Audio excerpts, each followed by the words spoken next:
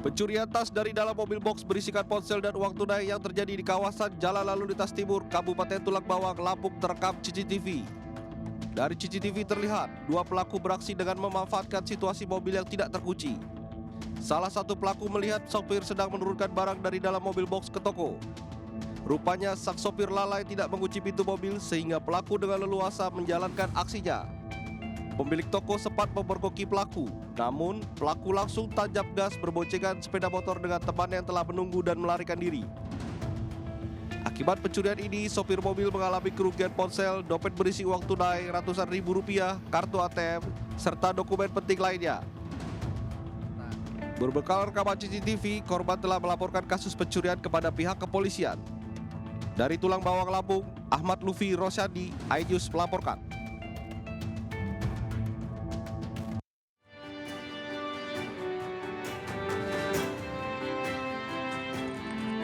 Keterbatasan tidak menjadi hambatan untuk seseorang terus menjalani hobi dan meraih prestasi. Salah satunya Anggi Wahyuda, remaja difabel berusia 24 tahun asal Binjai yang berhasil menaklukkan Gunung Kerinci hingga Rinjani dan berbakat dalam bidang seni.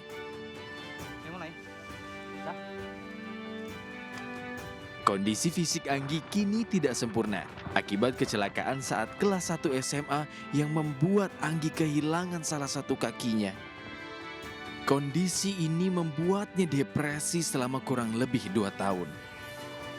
Namun perlahan ia bangkit berkat bantuan doa sang ibunda. Kini Anggi kembali menemukan kepercayaan diri dan meraih berbagai penghargaan sebagai stand-up komedian dan konten kreator. Dengan bantuan tongkat bantu dan restu dari ayah bunda, Anggi pun berhasil menjalankan hobi menaklukkan gunung-gunung tertinggi di Indonesia. Tuhan itu nggak bakal menguji umatnya di luar batas kemampuannya. Jadi ketika Tuhan memberi kita ujian yang besar, pasti di belakang itu ada hikmah besarnya. Jadi buat teman-teman semua, jangan malu dengan keadaan, jangan minder dengan kekurangan, karena batas kemampuan manusia itu bukan pada fisiknya tapi pada kemauannya. Dan kesuksesan itu bukan milik orang yang sempurna tapi milik orang yang berusaha. Sosok Anggi patut menjadi panutan bagi generasi muda Indonesia. Dengan usaha dan semangat juang, kalian bisa meraih apa yang dicita-citakan, walau dalam keterbatasan. Dari Binjai, Sumatera Utara, Muhammad Zainal Tanjung, iNews melaporkan.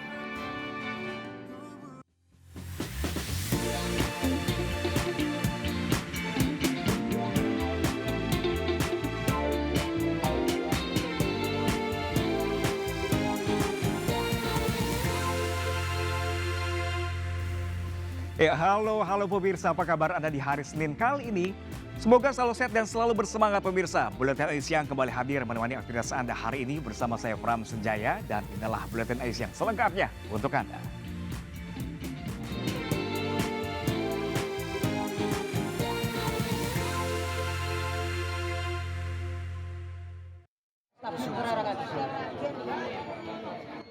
Seorang pria meninggal dunia dan tersangkut di atas pohon di depan rumahnya di Desa Wotan, Kecamatan Sumberjo, Kabupaten Bojonegoro, Jawa Timur. Tubuh korban kaku kemudian dievakuasi petugas dinas pemadam kebakaran dan penyelamatan setempat. Menurut warga, peristiwa bermula saat korban memangkas pohon jati yang berada di dekat kabel listrik bertegangan tinggi milik PLN. Diduga pohon yang dipotong kondisinya masih basah, lalu menimpa kabel listrik hingga menyengat tubuh korban. Usai dievakuasi, jasad korban langsung dibawa ke rumah duka sebelum dimakamkan. Warga dihimbau agar lebih hati-hati saat beraktivitas dekat kabel listrik karena saat ini berada di musim penghujan. Dari Bojonegoro, Jawa Timur, Dedi Mahdi, iNews melaporkan. Ya pemirsa, diduga karena mengantuk pengendara minibus menabrak pengendara sepeda motor dari arah berlawanan di depan Mapolsek Koto 11 Tarusan, pesisir selatan Sumatera Barat. Akibat kecelakaan ini, 2 pengendara motor mengalami patah tulang dan dirawat di rumah sakit.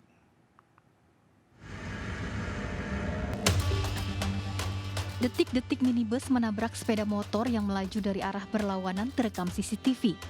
Minibus yang melaju dengan kecepatan tinggi dari arah Painan menuju Kota Padang tampak hilang kendali sebelum menabrak sepeda motor. Usai tertabrak, dua pengendara terpelanting hingga 300 meter dan masuk ke dalam pekarangan Mapolsek Koto 11 Tarusan.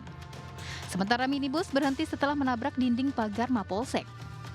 Akibat kejadian ini, dua pengendara motor luka parah dan satu diantaranya patah tulang dan langsung dibawa ke rumah sakit Painan. Sopir minibus kini sudah diamankan polisi untuk dimintai keterangan.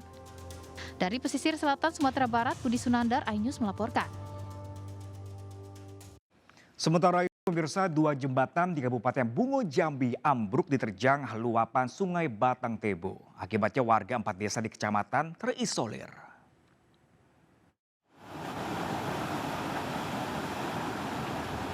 Detik-detik robohnya jembatan gantung di Kecamatan Limbur Lubuk Mengkuang, Kabupaten Bungo Jambi, terekam video amatir warga.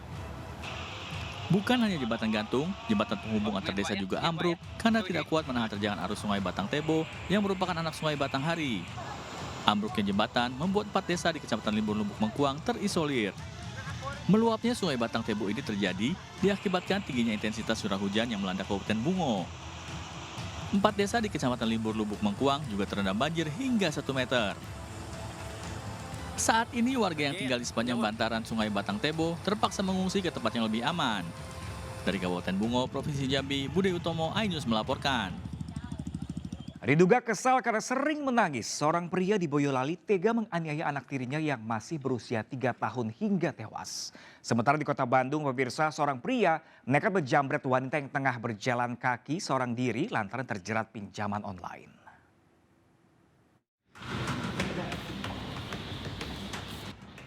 Pria warga Boyolali, Jawa Tengah ini tidak berkutik setelah berurusan dengan aparat Satreskrim Polres Boyolali.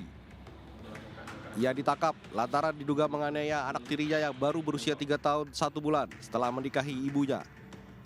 Kasus ini terungkap dari kecurigaan ibu korban yang menemukan luka lebam di bagian kepala dan perut korban. Rekaman CCTV menjadi bukti kejahatan warga Majalaya, Kabupaten Bandung saat melakukan aksi penjamretan terhadap seorang perempuan yang tengah berjalan seorang diri di dalam gang. Teriakan korban yang cukup kencang membuat warga berhamburan dan berhasil menangkap pelaku. Saat diperiksa, tersangka mengaku nekat menjamret karena terlilit hutang dan biaya sekolah anak. 2 orang pencuri ayam berhasil ditangkap setelah kepergok dan dikepung warga di Bangkalan, Madura. Ironisnya, salah satu pelaku masih di bawah umur sehingga langsung diserahkan ke dinas sosial untuk mendapatkan penanganan. Beruntung, warga tidak main hakim sendiri dalam kejadian ini.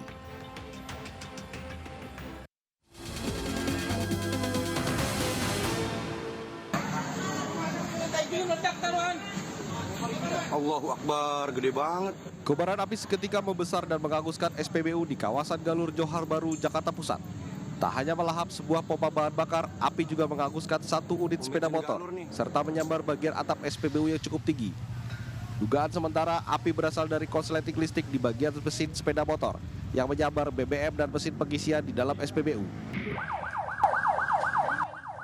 Diduga akibat rem motor yang tak berfungsi, sepasang kekasih yang baru pulang dari wisata Brakseng, Kota Batu, menabrak tiang listrik di turunan tajam Pondorejo, Pacet, Mojokerto. Sejumlah relawan yang berjaga pun langsung melakukan evakuasi dan membawa korban yang mengalami luka di bagian kepala ke Rumah Sakit Sumber Gelagah.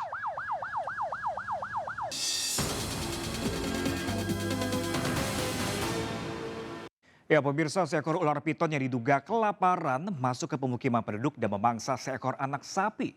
Ukuran piton yang mencapai 7 meter dan terlalu besar membuat warga khawatir dengan keselamatan penduduk, utamanya anak-anak. Dan mereka pun terpaksa melakukan perburuan menebas piton hingga tewas.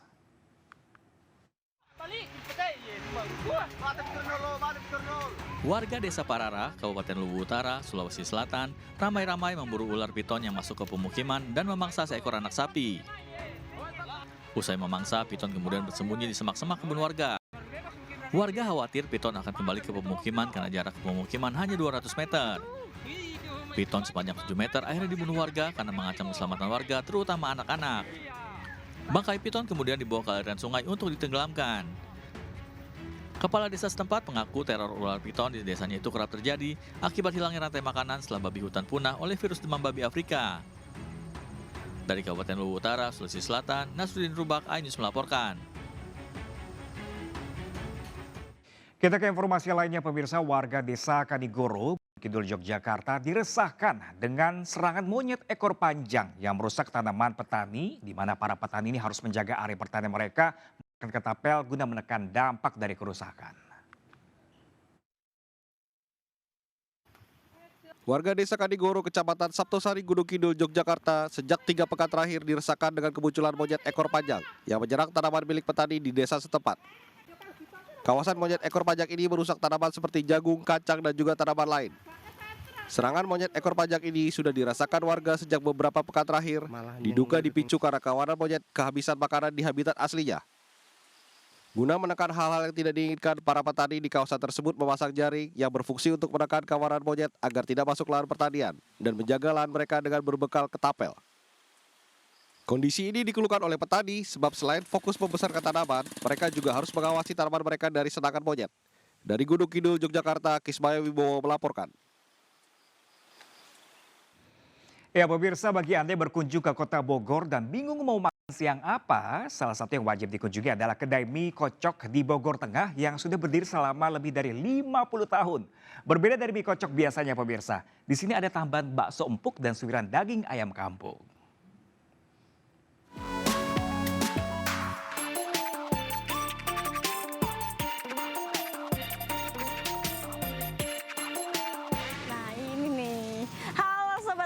Jalan-jalan ke kota Bogor rasanya kurang afdol kalau nggak makan mie kocok yang ada di belakang saya. Karena ini katanya udah dari tahun 70-an. Waduh, saya enak apa sih? Langsung aja kita masuk yuk.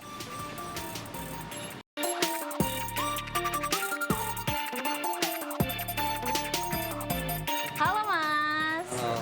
Mas, Silakan. iya di sini jual mie kocok dari tahun 70-an katanya ya? Betul, kita buka dari 71 akhir. Oh, 71 Kita udah masuk ke generasi ketiga. Yang bedain mie kocok ini sama yang lainnya apa tuh? Kalau kita di sini ada ayam kampung, bakso, kikil, mie toge sawit. Kalau gitu saya mau pesen deh Mas, satu mie kocok variasi yang paling spesial, lengkap lah, pokoknya yang enak lah. Boleh campur semua? Campur dong, pakai semua. Oke, terima kasih Mas.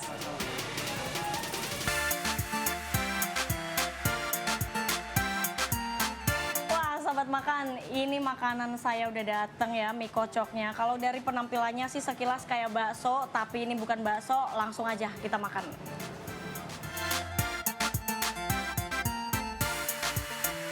Nah sobat makan, jadi ini tekstur mie kocoknya itu kenyal, lembut, dan juga ini tipe mie besar gitu ya. Jadi nggak yang tipis-tipis kayak soun gitu. Terus ini ada bakso dan daging ayamnya juga lembut.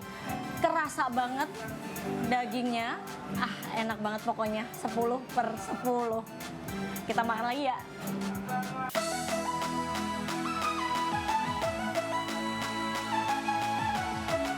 Ini kuah kaldunya warna kuning, rasanya gurih, asin, ada sedikit asemnya, tapi ini rasanya seger banget. Wah, mantap.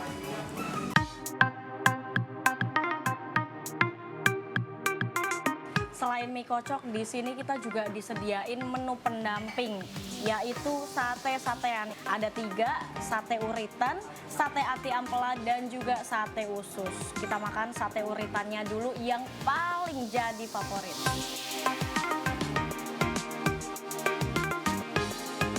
Jadi buat sobat makan yang tertarik langsung aja datang ke salah satu resto ini yang ada di Pasar Mawar, Kota Bogor.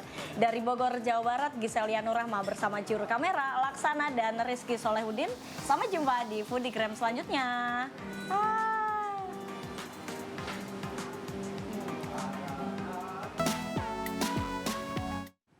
Ya pemirsa, kalau tadi mie dengan kearifan lokal, kita ke mie dengan sajian internasional pemirsa. Ada ramen khas negeri Sakura Jepang yang kian digemari. Tekstur mie bulat yang kenyal ditambah kuah ramen yang pedas berpadu rasa wijen serta nori yang gurih menambah cita rasa khas ramen Jepang. Penasaran seperti apa rasanya pemirsa? Berikut liputannya untuk Anda. Indomie berkolaborasi dengan Popmi menyelenggarakan Torikara Experience yang mengusung tema manga atau komik khas Jepang di Taman Literasi Blok M Jakarta. Acara ini sekaligus memperkenalkan varian baru Torikara, ramen pedas dan otentik khas Jepang. Dengan tekstur mie bulat dan kenyal, ditambah kuah ramen yang pedas kental, berpadu dengan rasa wijen serta nori yang gurih, menambah cita rasa khas ramen Jepang.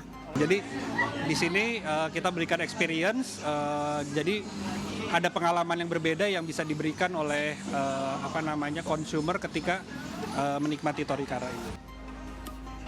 Ramen Torikara menambah varian Indomie Ramen Series yang sebelumnya telah memiliki 3 varian rasa, yakni Tori Miso Ramen, Soyu Ramen, dan Takoyaki Ramen.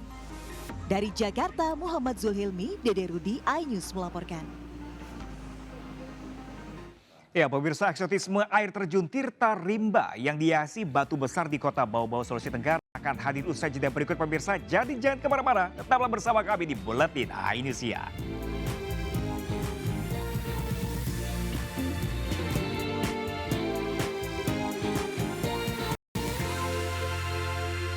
Ya, pemirsa, terima kasih masih bersama kami di Buletin iNews yang pemirsa. Di kota Bau-Bau, Sulawesi Tenggara terdapat keindahan pemandian alam, salah satunya di air terjun Tirta Rimba.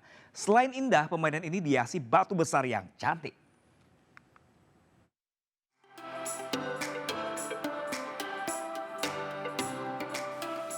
Indonesia memiliki banyak kekayaan alam, salah satunya di kota Bau-Bau, Sulawesi Tenggara, yakni air terjun Tirta Rimba yang menggugah keindahan mata. Bagaimana tidak, terjun ini terletak di tengah hutan kota dan dihiasi pemandangan hijaunya pepohonan. Di sini Anda bisa merasakan kesejukan air yang masih alami. Selain itu, Anda juga bisa menguji adrenalin dengan memanjat tebing setinggi 12 meter dan melompat ke dalam air terjun. Nah, bagi Anda pecinta swafoto, bisa mengabadikan momen dari setiap sudut air terjun Tirta Rimba.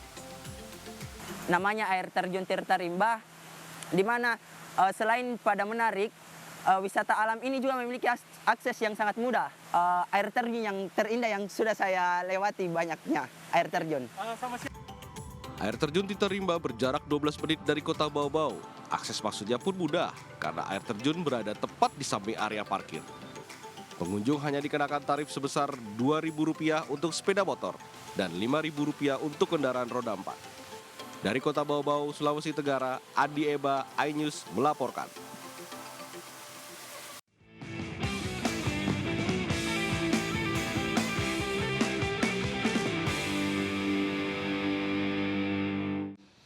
Dalam rangkaian kampanyenya pemirsa di Yogyakarta, Capres nomor urut 3 Ganjar Pranowo kemarin menyerap aspirasi dan menginap di salah satu rumah warga di Kulon Progo.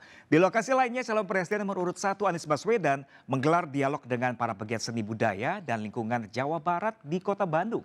Sementara itu, paslon Capres nomor urut 2 Prabowo Subianto Gibran Rakebuming Raka menghadiri kampanye akbar di Semarang, Jawa Tengah. Dengan nuansa kekeluargaan, calon presiden nomor urut 3, Ganjar Pranowo, tampak akrab saat berbincang dengan warga Kulon Progo, Yogyakarta untuk menyerap aspirasi mereka. Usai berdialog, Ganjar kemudian makan bersama dengan menu tradisional nasi gablok atau nasi yang dikasih ikan asin atau ayam dan dicampur daun kemangi serta sambal yang kemudian dikukus. Ganjar juga disajikan menu camilan cempleng atau seperti kue combro dan juga tawonan yang terbuat dari jagung dihaluskan dan dikukus. Sambil ngobrol santai, tadi ada minyak atsiri, ada perlunya bantuan untuk penyandang disabilitas gitu ya, atau anak-anak muda yang butuh lapangan pekerjaan. Bagaimana cara kita menyampaikan ini suasana yang tulus, yang spontan, yang menurut saya ini rekaman terbaik kalau mau mendengarkan suara rakyat. Usai acara, Ganjar kemudian bermalam di salah satu rumah warga untuk melanjutkan kegiatan selanjutnya. Dari Kabupaten Kulon Progo, Budi Utomo, iNews melaporkan.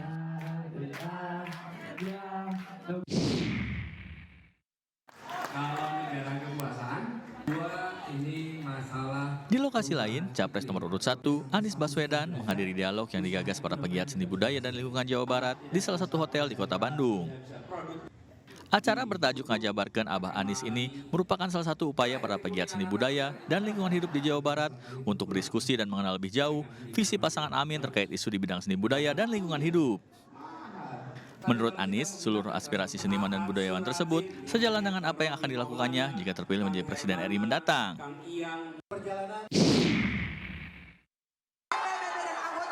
Sementara itu, pasangan Capres-Cawapres nomor urut 2, Prabowo Subianto dan Gibran Rakabuming Raka, menghadiri kampanye akbar di lapangan Pancasila, kawasan Simpang 5, Kota Semarang. Dalam orasinya, Prabowo Subianto menyampaikan jika dirinya menjadi presiden akan memberi makan bergizi gratis kepada seluruh anak Indonesia. Prabowo juga menjamin pendidikan gratis hingga jenjang SMA. Tim Liputan iNews melaporkan.